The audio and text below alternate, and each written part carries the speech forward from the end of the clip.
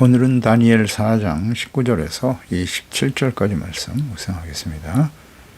4장 19절에서 27절까지 말씀입니다. 말씀 있습니다. 벨드사살이라 이름한 다니엘이 한동안 놀라며 마음으로 번민하는지라 왕이 그에게 말하여 이르기를 벨드사살아 너는 이 꿈과 그 해석으로 말미암아 번민할 것이 아니니라. 벨드사살이 대답하여 이르되 내 주여 그 꿈은 왕을 미워하는 자에게 응하며 그 해석은 왕의 대적에게 응하기를 원하나이다.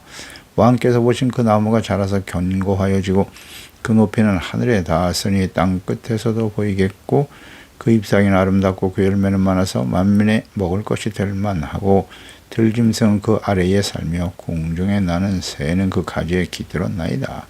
왕이여 이 나무는 곧 왕이시라. 이는 왕이 자라서 견고하여지고 창대하사 하늘에 닿으시며 권세는 땅 끝까지 미치심이니이다. 왕이 보신즉 한 순찰자 한 거룩한 자가 하늘에서 내려와서 이르기를 그 나무를 베어 없애라. 그러나 그 뿌리에 구루터기는 땅에 남겨두고 세워 노줄로 돌리고 그것을 들풀 가운데에 둬라.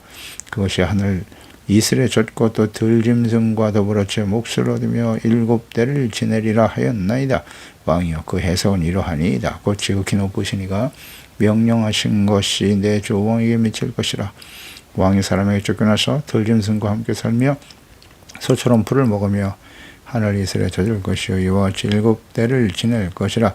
그때 지극히 높으신 이가 사람의 나라를 다스리시며 자기 뜻대로 그것을 누구에게도 주시는 줄을 아시리이다. 또 그들이 그 나무 뿌리에 구루터기를 남겨두라 하였은즉 하나님이 다스리는 줄을 왕이 깨달은 후에야 왕의 나라가 견고하리이다. 그런즉 왕이여 내가 아뢰는 것을 받으시고 공의를 행함으로 죄를 사하고 가난한 자를 긍휼히 여김으로 죄악을 사하소서. 그리하시면 왕의 평안함이 혹시 장구하리이다.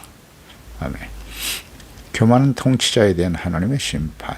느부갓네살 왕이 꾼 꿈은 하나님께서 장차 행하실 일, 즉 교만한 느부갓네살 왕에게 임할 하나님의 심판을 의미하는 것이었습니다. 그래서 큰 나무의 환상은 이전과 같이 바벨론의 제자들을 해석할 수가 없었습니다. 하나님께서 구계하신 꿈이었고 하나님이 장차 행하실 하나님의 계획과 뜻이기 때문에 인간의 지혜로는 알 수가 없습니다. 그 누구도 없습니다. 알 수 없는 것이죠. 하나님의 계신 성경 말씀을 성령으로 거듭나고 감동되지 않은 사람은 알 수 없는 것과 같은 거예요. 세상의 지혜와 지식으로는 절대 이해할 수 없습니다. 믿을 수도 없고요. 결국 다니엘을 불러 해석을 묻는 느부갓네살 왕 다니엘은 그 꿈 내용을 듣자 곧바로 이해하고 있었네요. 역시 하나님의 지혜 또 성령으로 감동된 사람은 다르죠. 분명 즉 듣자마자 그것이 느부갓네살 왕에 대한 이야기임을 깨닫고 있었습니다. 그 내용이 느부갓네살 왕에게 임한 재앙이었던 것이죠. 19절 말씀에 다니엘은 느부갓네살 왕의 꿈의 내용을 듣고 한동안 놀랐죠. 그리고 마음이 번민에 빠졌다 그랬어요. 꿈의 내용을 듣자마자 큰 나무는 느부갓네살 왕이고 그에게 일어날 하나님의 심판임을 깨달았기 때문인데요. 고민이 되겠죠. 매우 심각한 꿈의 해석을 절대주권자의 왕에게 어떻게 말할지 걱정이 되었을 겁니다. 또 참담한 일을 당하게 될 느부갓네살 왕에 대해서 연민의 정이 느껴지기도 했겠습니다. 두 가지 마음이었을 거예요. 바벨론 왕 절대 군주에 일어날 하나님의 심판을 자신이 있는 그대로 전해도 될 것인가. 굉장히 위협을 느끼기도 두려움을 느끼는 상황이기도 했을 것이고 절대 군주가 과연 이 말을 그가 있는 그대로 받아들일 것인가. 그리고 또 하나는 그렇게 될 수밖에 없는 느부갓네살 왕의 그 신세가 너무 가련하기도 하고 안쓰러웠을 겁니다. 두 가지 마음이 있었을 것으로 보이네요. 그러니까 다니엘은 느부갓네살 왕의 꿈을 꾸게 하신 분이 하나님이시고 하나님이 계획하신 일은 반드시 이루어질 것을 믿었기 때문이죠. 믿었어요. 하나님의 뜻이니 반드시 이루어지겠구나. 그래서 말하기를 주저하고 있었고 그때 이제 느부갓네살 왕은 다니엘에게 번민하지 말고 사실 그대로 해석하여 나에게 말해줄 것을 요청하고 있었습니다. 그래서 다니엘은 이 꿈의 해석이 왕이 아닌 왕의 대적에게 이루어지기를 원한다 라고 말했습니다. 주저하고 번민하고 있었던 다니엘을 보면서 느부갓네살 왕이 그 내용이 심상치 않다는 것을 알았을 것이고, 바벨론 혹은 자기 자신에게 이 말, 자신이 원치 않는 재앙일 수도 있겠다라는 것을 생각했겠죠. 꿈의 해석이 매우 불길하고 느부갓네살 왕에겐 두려운 것이었기 때문에 이 꿈의 내용이 장차 이루어질 이 왕이 아닌 대적에게 일어났으면 좋겠다 라고 고백하면서 시작하죠. 그래서 20절에 왕께서 보신 그 나무가 자라서 견고해졌다. 하늘의 높이다 땅 끝에서 보이겠고, 그러니까 나무가 자라서 견고해지고, 이 나무는 곧 강성한 바벨론 나라를 다스린 느부갓네살 왕이었던 것이죠. 강성해지는 느부갓네살 왕, 높이가 하늘에 닿았다. 그러니까 그만큼 바벨론 나라가 크게 번성하였음을 보여주는 것이고요. 하나님께서 완악하고 패역한 이스라엘을 징계하시고 주변 나라들을 심판하실 목적으로 바벨론을 강성하게 하신 것이고 느부갓네살을 높이 세우신 것입니다. 하나님이 하신 일이죠.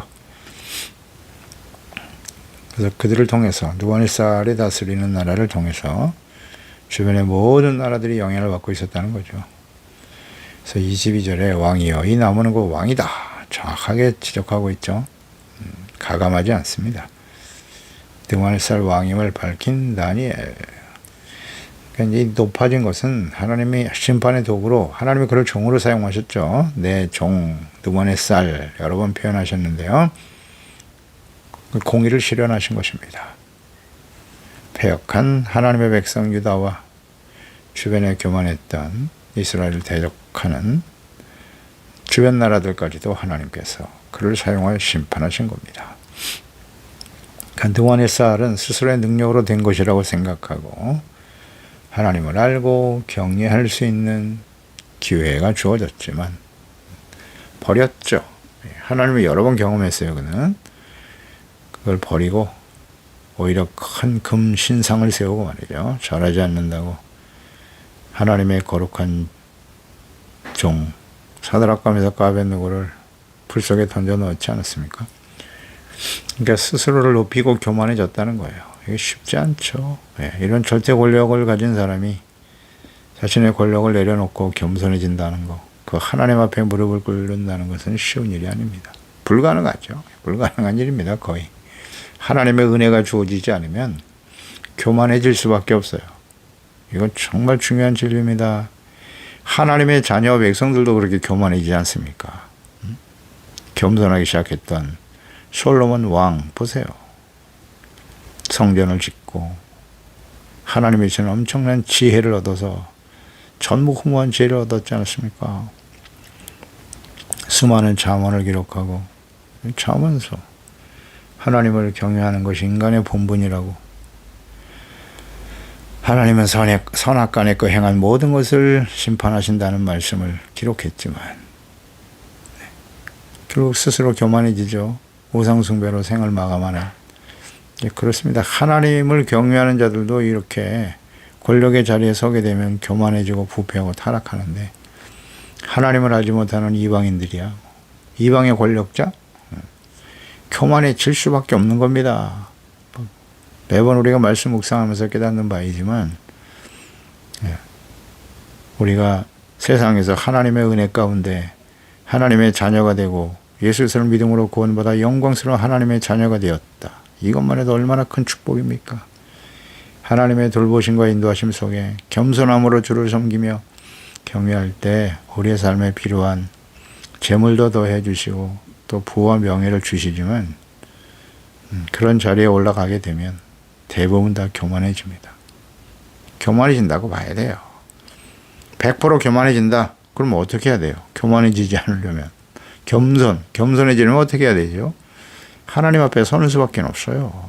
다른 방법은 형식적인 종교생활, 신앙생활, 그것이 우리를 겸손하게 하는 게 아니에요. 헌금을 많이 드리고 예배를 얼마나 많이 드리고, 물론 예배 자체가 잘못된 게 아니라 예배를 드리는 사람들의 모습, 태도가 중요하죠. 왜 예배를 드려야 하는가? 그 예배는 왜 필요한 것입니까? 하나님의 말씀 앞에서 자신의 죄를 깨닫고 회개하고 용서받고 의롭다함을 얻고 자기 생각을 쳐서 복종시키고 썩어져가는 구속을 따르는 옛사람을 벗어버리고 의와 진리와 거룩함으로 새 사람 그리스도로 옷 입는 거죠. 그게 예배 아닙니까? 하나님 앞에 서야 되는 거예요. 하나님 앞에 설 수 있는 방법은 말씀 묵상, 기도, 성령님의 인도하심을 따라야 돼요. 경건의 삶을 매일매일 실천해야 합니다. 형식이 되어서는 안 되고 진실로 하나님 앞에 그 말씀 앞에 서는 거예요. 자신의 모습을 깨닫고 진실한 마음으로 회개하고 돌이킬 수 있는 것이 뭐다? 겸손이죠. 그게 겸손입니다. 예배 형식이 아니라 하나님과 하나님 말씀 앞에서 자신의 실체를 그대로 인정하는 거예요. 그렇지 않으면 100% 교만이십니다. 그 교만은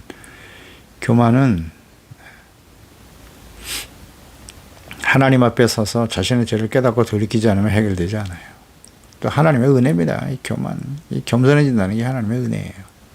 가장 큰 축복이 하나님 앞에서 겸손해지는 겁니다. 이처럼 왕을 세우기도 하시고 패하기도 하시는 분이 하나님이시죠. 역사의 주인이 하나님이십니다. 그래서 하나님께서 하시는 일임을 알지 못하고 이 느와니살은 아주 교만해졌죠. 악을 행하며 힘없는 나라들과 백성들을 억압하고 착취하고 자신의 이익과 권력의 도구로 여기는 독재자죠. 악한 권력자들의 아주 공통적인 특성이에요. 속성입니다. 권력의 자리에 서면 아주 교만해서 입으로는 뭐 나라를 위해서 국민을 위해서 어쩌고 하지만 다 자기 자신의 권력과 이익을 위해서 행동하는 거예요. 악한 자들의 공통적인 특징이죠. 이거 분별할 줄 알아야 되는데 하나님의 자녀 백성들이 이걸 분별을 못해요. 그리스도인들 역시 마찬가지고요. 다 그렇게 세속적인 성공과 출세, 권력 그걸 얻지 못하니까 뭐 대리만족하는 거예요. 그렇게 권력의 자리에 올라간 사람들을 부러워하고 그들의 삶을 본받고 따르려고 해요. 어떻게 하면 나에게 이익이 생길까? 그리스도인들이 이익을 추구하는 사람들입니까? 이거 왜 근본적인 정체성과 사명에 대한 상실이 이런 모습으로 흘러가는 겁니다. 그리스도인들은 하나님의 나라와 뜻을 이루고 이 어둡고 폐역한 악한 세대 속에서 빛과 소금으로 의롭고 착함, 의로움, 진실함으로 주님의 영광을 나타내며 살아가야 할 텐데 말이죠. 그저 눈앞에 보이는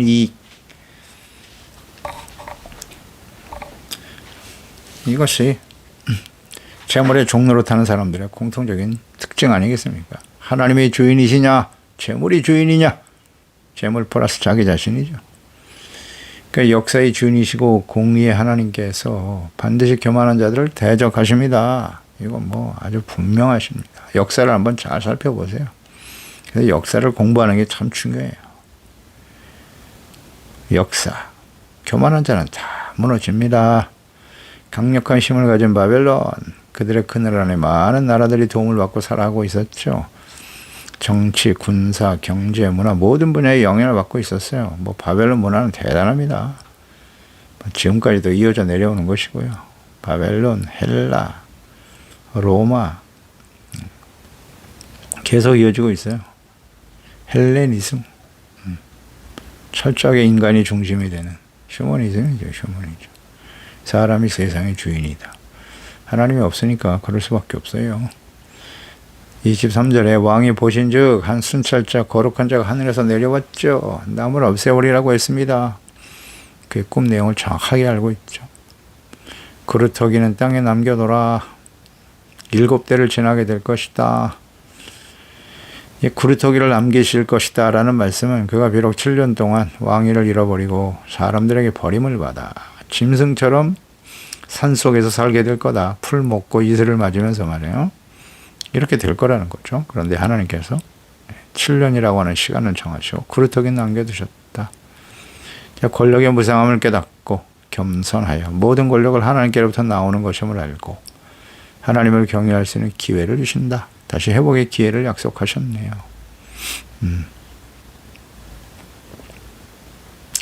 이 한 순찰자, 거룩한 자가 천사죠.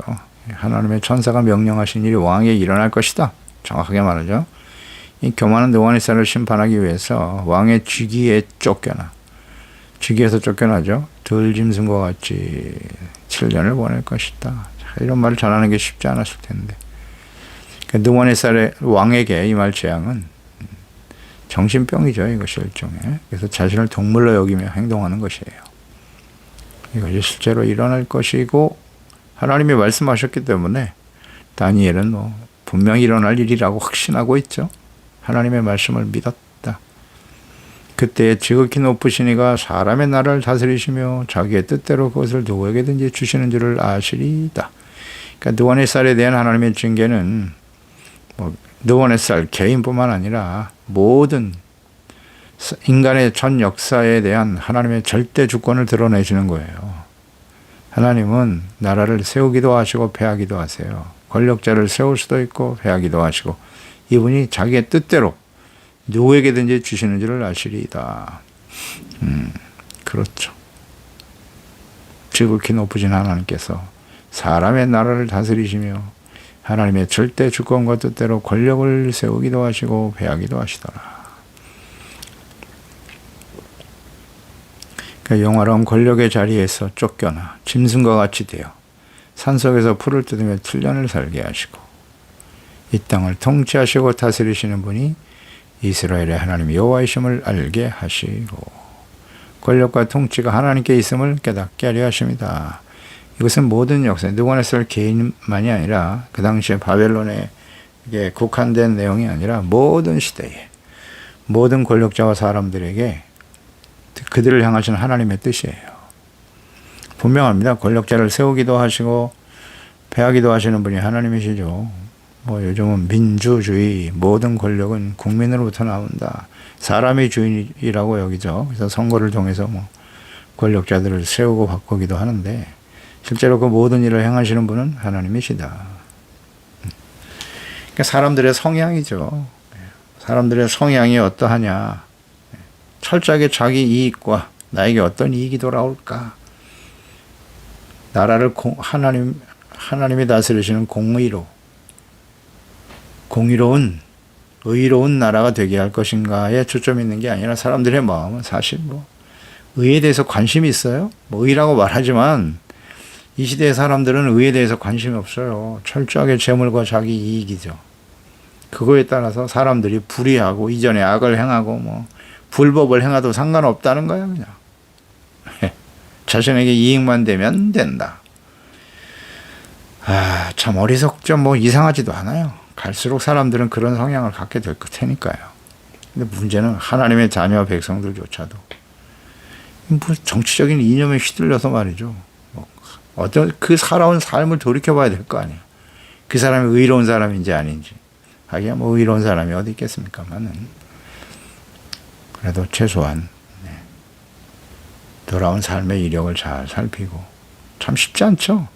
이 패역한 세대에서 그냥 분명한 건 하나님이 세우셨고 그 모든 것을 또 경험하게 하시는 거니까요. 하나님께서 인정하고 묵묵히 따라가야죠.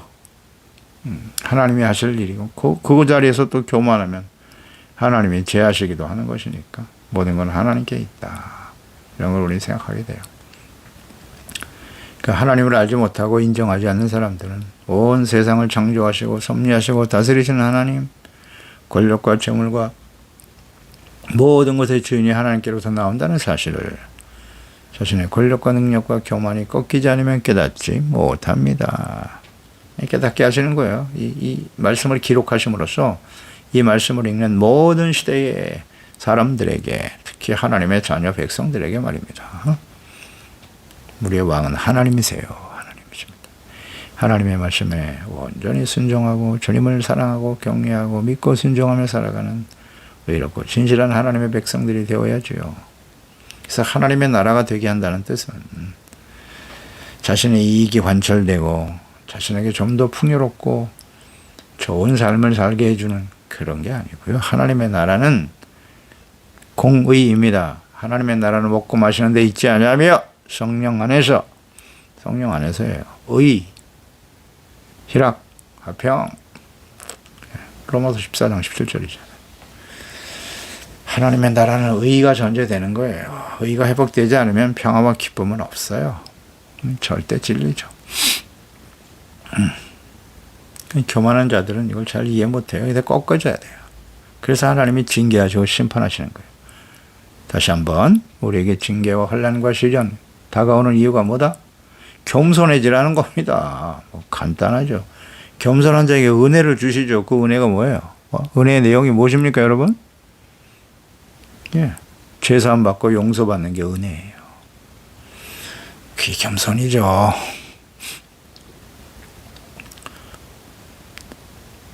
시편 75편 4절로 7절에 보면 내가 오만한 자들을 오만하게 행하지 말라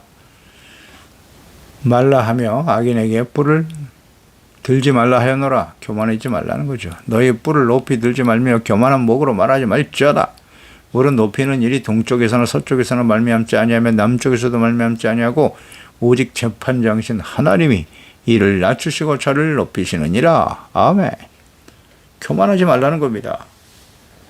교만은 사람의 힘과 능력으로 되어지는 게 아니에요. 사람의 능력으로 모든 것이 이루어지는 게 아니라는 거예요. 재판장이신 하나님이 낮추시고 저를, 교만한 자는 낮추시겠죠? 겸손한 자를 높이시는 거예요. 절대 진리. 야고보서 4장 6절. 그러나 더욱 큰 은혜를 주시나니 그러므로 일렀을 때 하나님이 교만한 자를 물리치시고 겸손한 자에게 은혜를 주신다 하였나니라. 보세요. 교만한 자는 물리치신다고. 느부갓네살에게 일어날 이 사건이 무엇을 의미하는 것인가요? 뭐 내용이 복잡한 것 같아도 간단해요. 교만한 자를 물리치시는 겁니다. 모든 권력은 하나님께로부터 온다는 사실. 이걸 인정하고 있나요? 하나님이 교만한 자를 높이실 리가 없어요. 높이신다는 의미는 그가 얼마나 잘못된 선택인가를 깨닫게 해주시는 것뿐이 있죠. 은혜를 주시는, 겸손한 자에게 은혜를 주시는 거예요. 잠언서 22장 4절. 겸손과 여호와를 경외함의 보상은 재물과 영광과 생명이니라. 아멘입니다. 겸손과 여호와를 경외함의 보상이에요. 하나님을 경외할 때 겸손하지 않은 사람이 하나님을 경외할 수가 있나? 재물과 영광과 생명을 주는데 문제는 재물과 영광과 생명이 주어진 이후에 다시 교만해질 수 있다는 걸 조심하라는 겁니다. 계속 겸손을 유지하는 것이 관건이에요. 하나님의 자녀들. 이사야 57장 15절에 지극히 존귀하며 영원히 구하시며 거룩하다 이름하는 이가 이와 같이 말씀하시되 내가 높고 거룩한 곳에 있으며 또한 통회하고 마음이 겸손한 자와 함께 있나니 이는 겸손한 자의 영을 소생시키시고 통회한 자 마음을 소생시키려 함이라. 아멘입니다. 하나님은 통회하고 마음이 겸손한 자와 함께 계세요. 새롭게 하신다고요. 용서하시고 회복시켜 주시고. 어떤 사람? 통회하고 마음이 겸손한 자. 간단하잖아요. 하나님의 진리는 복잡하지 않아요. 통회, 자신의 죄를 깨닫고 진실로 애통하는 자가 되어야죠. 애통하는 자는 복이 있나니 저희가 위로를 받을 것임이니라. 회개가 없는 위로는 없어요. 마음이 회개하는 자가 겸손한 자입니다. 그때 주님이 함께 하신다고 하셨죠. 우린 날마다 하나님 우리와 함께 하시기를 위해서 기도하고 있잖아요. 함께 하실 때 우리는 하나님의 다스림과 하나님의 보호심과 인도하심 속에 살아가게 되고, 하나님이 함께 하실 때 악한 원수 마귀와 싸워서 이길 수 있어요. 죄와 싸워서 이길 수 있습니다. 통회하고 겸손한 자가 되어야 한다. 그렇지 않으면 함께 하실 수 없어요. 아무리 소리친다고 해서 되는 일이 아니에요. 마태복음 18장 4절에 그러므로 예수께서 하신 말씀이죠. 누구든지 어린아이와 같이 자기를 낮추는 사람, 겸손한 사람이 천국에서 큰 자다. 아멘입니다. 팔복 마태복음 5장 3절 심령이 가난한 자는 복이 있나니 천국이 저들의 것입니다. 심령이 가난한 자가 겸손한 자요 애통하는 자죠. 꿈의 내용이 교만한 느부갓네살 왕에 대한 하나님의 심판의 말씀임을 가감없이 증거하고 권면하였습니다. 마지막 27절에 권면하죠. 그런즉 왕이여, 꿈의 내용에 대해서 느부갓네살에게 이 말, 하나님의 심판에 대해 말씀을 전한 후에 그런즉 왕이여, 내가 아뢰는 것을 받으시고 공의를 행함으로 죄를 사하고 가난한 자를 긍휼히 여기세요. 죄악을 사해 주세요. 그리하시면 조건자 왕의 편안함이 혹시 장구하리이다. 혹시 하나님께서 자비와 긍휼을 베풀어 주지 않겠습니까? 이런 일이 벌어지지 않기 위해서는 이런 대책이 필요하다는 거예요. 해석, 그 다음 해결책까지 정확하게 제시하는 이런 게 바로 지혜로운 사람이죠. 하나님의 뜻을 아는 사람이죠. 하나님은 심판을 원하지 않으세요. 하나님 공의의 하나님이시지만 죄에 대해서 심판하실 수밖에 없어요. 그건 하나님의 공의의 속성이기 때문에 어쩔 수 없는데, 다만 하나님의 뜻은 재앙이나 공의에 있지 않아요. 악을 행하는 자들에 대해서 심판하시는 것보다는 그 악을 깨닫고 회개하고 돌아오기를 원하시는 거예요. 회개하고 용서해 주기를 원하십니다. 아멘. 모르면 안 돼요. 그러니까 이런 심판에 대해서 말씀하셔서 선지서들을 보세요. 선지서의 내용은 죄에 대한 지적, 책망이고 그 다음에 회개하라입니다. 그 다음 용서와 회복을 말씀하고 있어요. 이게 선지자를 통해 주시는 하나님의 말씀의 뜻이잖아요. 뭐 어렵지 않아요. 죄를 인정해라. 회개하라. 그러면 내가 너를 용서해 줄게. 용서에 초점이 있다고요. 하나님은. 그 용서가 사랑이잖아요. 모르면 안 됩니다. 근데 우리가 무슨 뭐 예수 믿고 구원받아 의롭다함을 얻었으니까 완전한 자가 된 것처럼 말하거나 가르치고 생각하면 안 돼요. 그 다 가짜입니다. 그거. 그런 게 바로 무율법주의 구원파 이단으로 흘러가는 거예요. 예수 믿고 구원받았으니까 완전한 자가 되었어요. 다시는 회개할 필요가 없습니까? 그렇게 생각하며 살아가는 심정적 구원파 이단들이 얼마나 많은지 조심해야 됩니다. 성경을 똑바로 알아야 돼요. 겸손해야죠. 언제든지 하나님 앞에서. 뭐 목사가 됐다고 완전한 자가 된 겁니까? 장로가 되고 재직이 되고 예배를 많이 드리고 헌금을 많이 해서 뭐 세상에서 부와 권력을 얻고 그 완전한 자가 된 것입니까? 아니라고요. 이걸 인정해야 됩니다. 항상 하나님 말씀 앞에서 겸손해져야 돼요. 우리 완전하지 않아요. 그리고 절대 권력자인 사실 이 바벨론 왕 느부갓네살에게 믿지도 않는 이방인이잖아요. 그들에게 하나님께서 심판하실 것이라는 이 해석의 말씀을 가감없이 할 수 있다는 건 정말 두려운 일이에요. 다니엘에게는. 근데 전하잖아요. 증거하고. 그러나 해결책까지 제시하죠.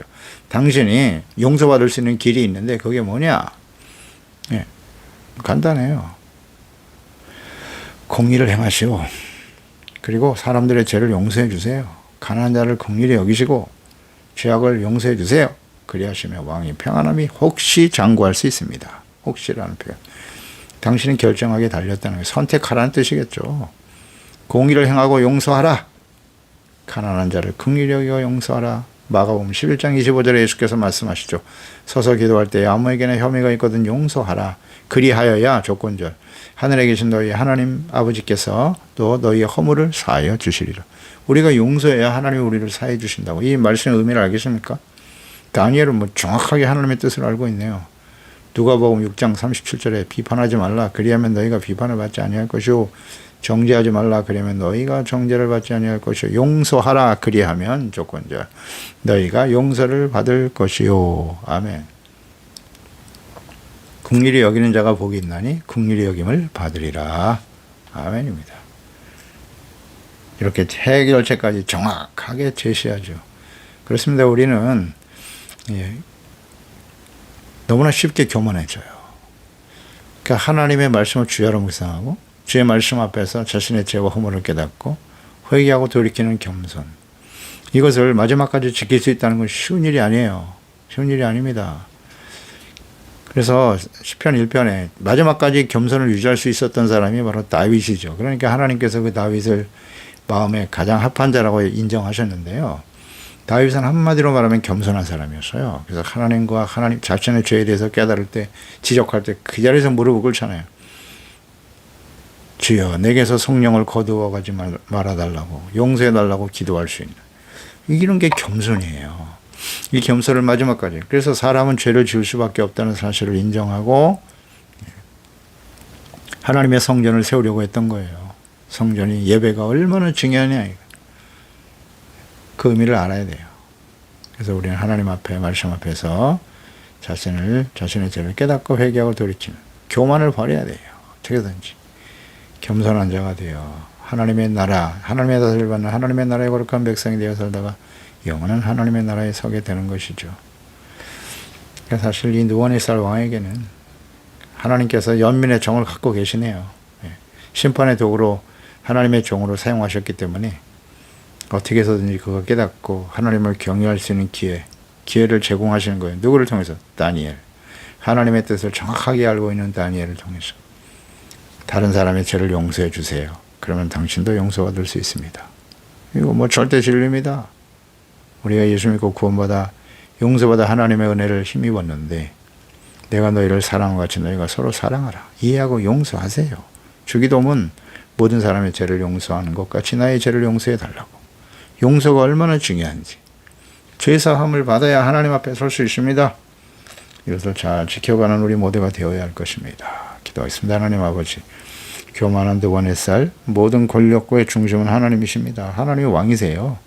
그런데 세상에 하나님을 알지 못하는 권력자들 혹은 하나님의 자녀라고 하면서도 백성들로 권력과 부의 자리에 서면 그것이 하나님께부터 온 것임을 깨닫지 못하고 교만해지죠. 하나님은 교만한 자는 물리치세요.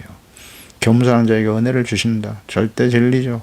오늘 본문 말씀의 핵심적인 가르침은 교만한 자는 물리치시고 대적하시고 겸손한 자에게 은혜를 주십니다. 주여, 우리가 주님 앞에 서는 그날까지 하나님의 말씀과 기도로 하나님 앞에서 겸손해지게 하시고 우리의 죄를 깨닫고 버리고 절대로 교만해지지 않도록 주의 성령께서 감동하시고 하나님의 말씀 앞에서 하나님의 은혜를 사모하는, 그러기 위해서는 내가 사람들의 죄를 용서해야죠. 형제와 이웃, 우리 가족들, 소중한 지체들의 죄와 허물을 용서할 줄 아는 겸손한 하나님의 자녀들이 되게 하소서. 예수님의 이름으로 기도드리옵나이다. 아멘.